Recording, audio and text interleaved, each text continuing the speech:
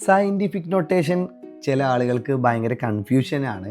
അപ്പോൾ ജസ്റ്റ് ഒന്ന് നമുക്ക് സിമ്പിളായിട്ട് സയൻറ്റിഫിക് നൊട്ടേഷൻ പഠിക്കാം.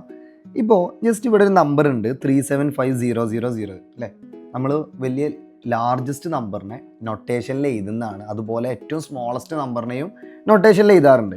ഇപ്പോൾ ജസ്റ്റ് നോക്കുക, ഇതിൽ 375000 ഇൻറ്റു 10 എന്ന് എഴുതാലോ, ഇതിനെ എഴുതാം. ഇനി അല്ലേ 10 എന്ന് പറഞ്ഞാൽ വേണമെങ്കിൽ ഇതിൻ്റെ പവർ 10⁻1 എന്ന് കൊടുക്കാം. ഇനി നോക്കുക 3750 ഇൻറ്റു 10⁻2 എന്ന് എഴുതി കൂടെ.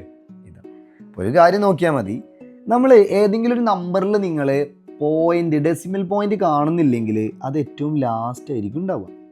അപ്പോൾ ഈ ഡെസിമൽ പോയിന്റ് ലെഫ്റ്റ് സൈഡിലോട്ടാണ് എന്ത് ചെയ്യുന്നത് പോകുന്നതെങ്കിൽ നിങ്ങൾ നൊട്ടേഷനിൽ പവർ എന്ത് ചെയ്യുക, ആഡ് ചെയ്യുക. ഇപ്പോൾ ഇതാ 1 ടൈംസ്, അതായത് 1 പൊസിഷൻ ചേഞ്ച് ചെയ്തപ്പോൾ ഇവിടെ 1 ആയി.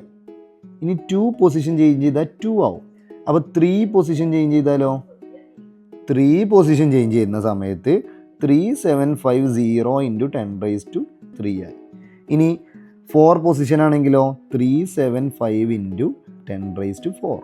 ഇനി ഇവിടെ എത്തിയാലോ 37.5 ഇൻറ്റു 10⁻5. ഇനി ഇവിടെ എത്തുമ്പോഴോ 3.75 ഇൻറ്റു 10⁻6. ഇനി ഒന്നും കൂടി ഇവിടെ എത്തിയാലോ 0.375 ഇൻറ്റു 10⁻7. ഒറ്റ കാര്യം നിങ്ങൾ ആലോചിച്ചാൽ മതി, ലെഫ്റ്റ് സൈഡിലോട്ട് പോവുകയാണെങ്കിൽ നിങ്ങൾ പവർ ആഡ് ചെയ്തിട്ട് പോവുക. ഇനി നേരെ റൈറ്റ് സൈഡിലോട്ടാണെങ്കിലോ, ഇപ്പോൾ ഇവിടെ റൈറ്റ് സൈഡിലോട്ടാണ് പോകുന്നതെങ്കിൽ എന്ത് ചെയ്യുക, മൈനസ് ചെയ്യുക. അതായത് ഇപ്പോൾ ഇവിടെ 3.375 ഇൻറ്റു 10⁻6 എന്നുണ്ട്. ഈ പോയിന്റ് എടുത്തിട്ട് സാറ് റൈറ്റ് സൈഡിലോട്ട് ഇടുകയാണ്. അപ്പോൾ റൈറ്റ് സൈഡിൽ എത്തുമ്പോൾ 3.75, റൈറ്റ് സൈഡിലോട്ട് എത്തുമ്പോൾ പവർ മൈനസ് ചെയ്യുക. അപ്പോൾ ഇവിടെ 10⁻6 ആണ്. അപ്പോൾ 1 കൂടി മൈനസ് ചെയ്യുന്ന സമയത്ത് -7 ആയി. ഇനി 37.5 ആകുമ്പോൾ 2 മൈനസ് ചെയ്യുക, അപ്പോൾ -8 ആയി.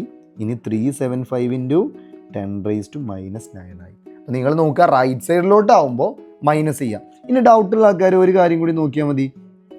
ഇപ്പോൾ ഇതേ നമ്പർ